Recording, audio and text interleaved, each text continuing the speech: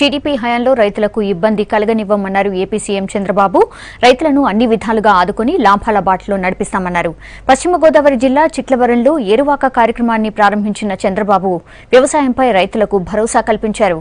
రైతులను ఆదుకునేందుకు ఆధునిక పద్ధతులను ప్రవేశపెడతామన్నారు బాబు.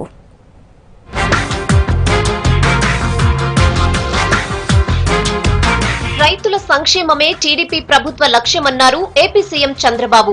రైతులు నష్టపోకుండా ఆదుకునే బాధ్యత తమదేనన్నారు. పశ్చిమ గోదావరి జిల్లా చిట్టవరంలో ఏరువాక కార్యక్రమాన్ని లాంఛనంగా ప్రారంభించారు బాబు.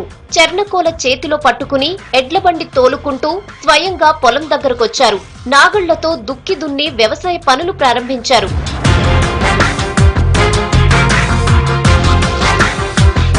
టీడీపీ హయాంలో రైతులకు కష్టాలు రానివ్వమన్నారు చంద్రబాబు. వ్యవసాయంలో కొత్త పద్ధతులు తీసుకొచ్చి రైతులకు లాభాలు కలిగిస్తామన్నారు. విత్తనాలు, ఎరువులు సకాలంలో అందిస్తున్నామన్నారు. వినూత్నమైన మార్గాలు ఆలోచిస్తున్నాను. మన రాష్ట్రంలో 1000 మిల్లీమీటర్ల వర్షం అంటే 100 సెంటీమీటర్ల వర్షపాతం వస్తుంది ఆవరేజ్న. ఒక్కొక్క సెంటీమీటర్ ఉపయోగించుకుంటే 57 టీఎంసీ నీళ్లు మనకు ఉపయోగపడే పరిస్థితి ఉంటుంది.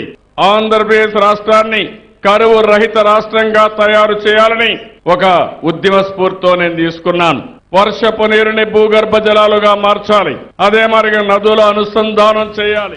కేంద్రం సహాయంతో పోలవరం ప్రాజెక్టును పూర్తి చేసి 3వ పంటకు కూడా సాగునీరు అందించేలా చర్యలు తీసుకుంటామన్నారు. కరెంట్ కష్టాలు లేకుండా చూస్తామన్నారు. ఈ యొక్క నీటి యజమాన్యం కింద డ్రిప్ ఇరిగేషన్ గాని స్ప్రింక్లర్ ఇరిగేషన్ తీసుకురావాలి. ఈ రోజు ఈ జిల్లా ఉంది దగ్గర 13 లక్షల ఎకరాల్లో పంటలు వేస్తున్నారు. గోదావరి నీళ్లు వస్తున్నాయి. భవిష్యత్తులో పోలవరం ప్రాజెక్టు పూర్తి చేసే బాధ్యత ఈ ప్రభుత్వం తీసుకుంటాం. తప్పకుండా పోలవరాన్ని పూర్తి చేస్తాం కేంద్ర సహాయంతో అని చెప్పి మరొకసారి మీకు హామీ ఇస్తున్నా. విపత్తుల్లో రైతులను ఆదుకునేందుకు కేంద్రం ప్రవేశపెట్టిన ఫసల్ బీమా యోజన పథకాన్ని రైతులు ఉపయోగించుకోవాలన్నారు చంద్రబాబు. విజయవాడలోనూ మంత్రి దేవినేని ఉమా ఏరువాక పనులను ప్రారంభించారు. అరకపట్టి దుక్కి దున్నారు. మరోవైపు రుతుపవనాలు ప్రవేశించడంతో రాయలసీమ, కోస్తాంధ్ర ప్రాంతాల్లో ఏరువాక పనులు ప్రారంభించారు రైతులు. తమ జీవనాధారమైన ఎద్దులను పూలతో అలంకరించి పూజలు చేశారు.